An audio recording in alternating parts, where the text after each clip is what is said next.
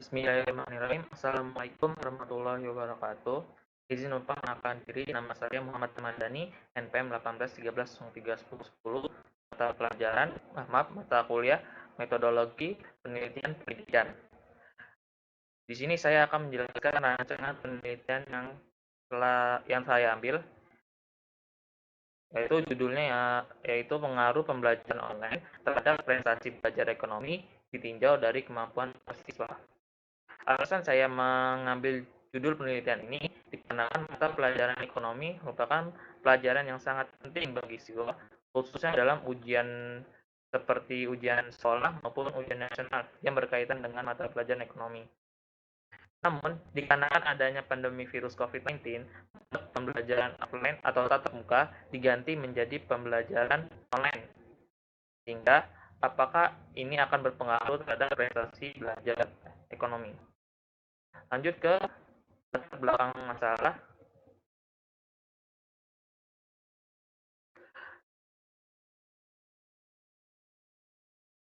Ya, jadi dari hasil-hasil pelajaran siswa dalam berbagai kesempatan menunjukkan rata-rata nasional atau NEM untuk ekonomi sejak beberapa tahun lalu sebelum tahun pelajaran 2019 atau 2020 rendah.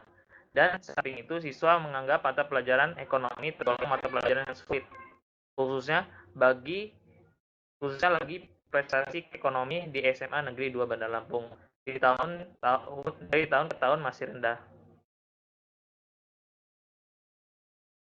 Pembelajaran ekonomi di sekolah pada umumnya masih bersifat menjejalkan pengetahuan di pikiran siswa. Guru-guru cenderung memindahkan pengetahuan yang dia miliki ke pikiran siswanya dengan bermacam-macam cara, dengan cara memberitahu, mengajari, melatih, atau menanyakan akan fakta-fakta, mementingkan hasil daripada proses, dan memuji anak kalau dia bisa menjawab dengan betul. Pelajaran ekonomi di kelas 10 SMA Negeri 2 Bandar Lampung sudah menggunakan kurikulum tingkat satuan pendidik atau KTSP dengan menerapkan pembelajaran kooperatif, namun pelaksananya belum berjalan seperti yang diharapkan.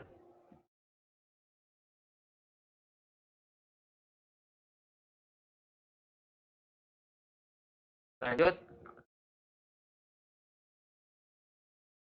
pada pembelajaran yang berlangsung di sekolah, merupakan proses interaksi antara guru, siswa, kurikulum, pembelajaran termasuk media pembelajaran, dan komponen lain yang berpengaruh terhadap proses pembelajaran siswa untuk mencapai tujuan belajar yang diharapkan. Namun pada saat ini munculnya pandemi COVID-19 membuat pembelajaran diganti menjadi online, sehingga pelajaran tatap muka terhadap siswa dengan guru jadi terhalang.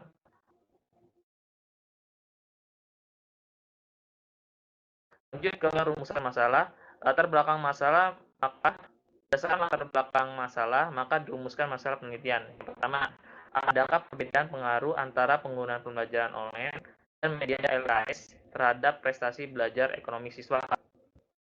Kedua, adakah pembelajaran pengaruh antara kemampuan awal tinggi dan kemampuan awal rendah terhadap prestasi belajar ekonomi siswa? Yang ketiga, adakah interaksi pengaruh antara jenis media yang digunakan dan jenjang kemampuan awal siswa terhadap prestasi belajar ekonomi siswa? Pada tujuan penelitian, eh, tujuan khusus dari penelitian ini adalah untuk mengetahui perbedaan pengaruh antara penggunaan pembelajaran online dan media LKS terhadap prestasi belajar ekonomi siswa. Yang kedua, perbedaan pengaruh antara kemampuan awal tinggi dan kemampuan awal rendah terhadap prestasi belajar ekonomi siswa. Dan ketiga, ada tidaknya interaksi pengaruh antara jenis media yang digunakan dan jenjang kemampuan awal siswa terhadap prestasi belajar ekonomi siswa. Sedangkan tujuan penelitian ini secara umum adalah untuk meningkatkan prestasi belajar ekonomi siswa melalui pembelajaran online dengan menyertakan tingkat kemampuan awal siswa. Lalu pada manfaat penelitian, manfaat teoritis diharapkan dapat memberikan sumbangan pengetahuan dalam penggunaan pembelajaran online pada pembelajaran ekonomi di SMA. Harapan lainnya adalah agar para pengajar ekonomi di SMA dapat mengkaji kekurangan dan kelebihan dari pembelajaran online dibandingkan dengan pembelajaran menggunakan media LKS. Lalu yang kedua, manfaat praktis bagi guru. Yang pertama, dengan dilaksanakannya penelitian ini, guru dapat mengetahui pembelajaran yang bervariasi, efektif, dan efisien, sehingga dapat memperbaiki sistem pembelajaran di kelas. Yang kedua, guru akan terbiasa melakukan penelitian kecil yang tentunya akan sangat bermanfaat bagi perbaikan pembelajaran maupun bagi pengembangan karir guru sendiri. Lalu bagi siswa, manfaat praktisnya yaitu pertama, memberi suasana belajar yang menyenangkan. Yang kedua, siswa ikut berpartisipasi aktif dalam proses pembelajaran. Ketiga, siswa diberi kesempatan untuk mengembangkan penalaran sehingga akan meningkatkan pemahaman mereka. Keempat, siswa berani mengungkapkan pendapat sehingga meningkatkan rasa percaya diri mereka. Lalu yang kelima, prestasi belajar ekonomis. Siswa dapat lebih meningkat.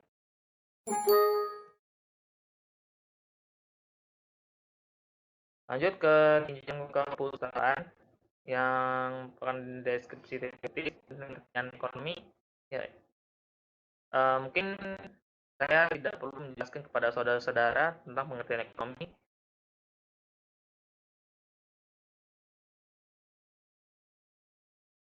Nah, ini merupakan definisi ekonomi menurut beberapa kali.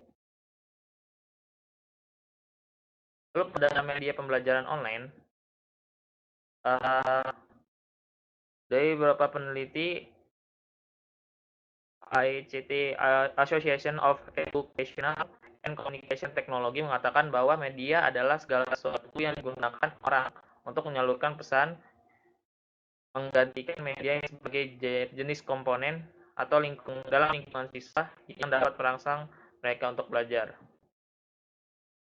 Lalu media pembelajar menurut Omer Hamali ialah sebagai alat metode dan teknik yang digunakan dalam rangka lebih mengefektifkan komunikasi dan interaksi antara guru dan siswa dalam proses pendidikan dan pembelajaran di sekolah.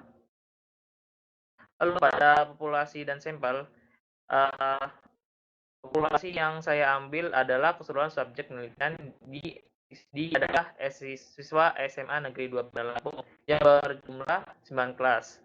Sedangkan populasi terjangkaunya adalah kelas 10 yang berjumlah semuanya adalah 360 siswa.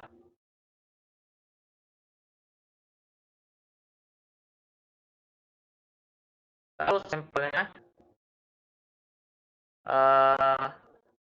merupakan sebagian dari wakil populasi yang diteliti, yaitu sampel ini adalah 9 kelas.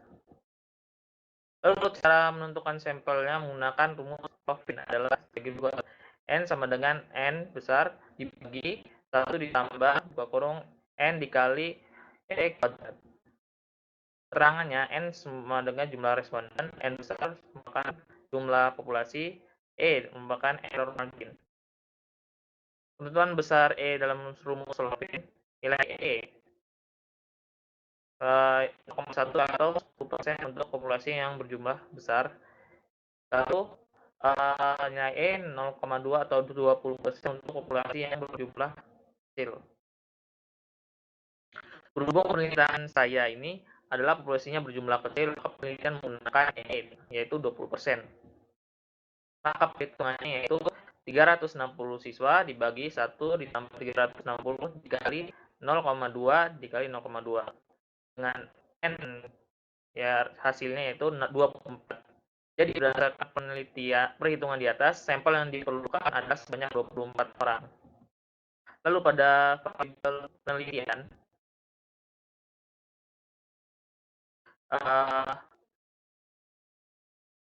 dan ini terdapat 3 variabel, yaitu 2 variabel bebas atau independent variable dan 1 variabel terikat. Pada variabel bebasnya terdapat 2 variabel, yaitu variabel penggunaan media dalam pembelajaran yang terdiri dari online dan LKS, itu X1. Dan variabel tingkat kemampuan awal siswa yang terdiri dari kemampuan awal tingkat tinggi dan kemampuan awal tingkat rendah atau X2. Lalu pada variabel terikatnya, dalam penelitian ini hanya ada satu variabel yang terikat, yaitu variabel prestasi belajar ekonomi. Ya, baik, demikian penjelasan saya tentang penelitian, rancangan penelitian saya. Mohon maaf jika terdapat salah kata atau kekurangan. Saya akhiri. Wassalamualaikum warahmatullahi wabarakatuh.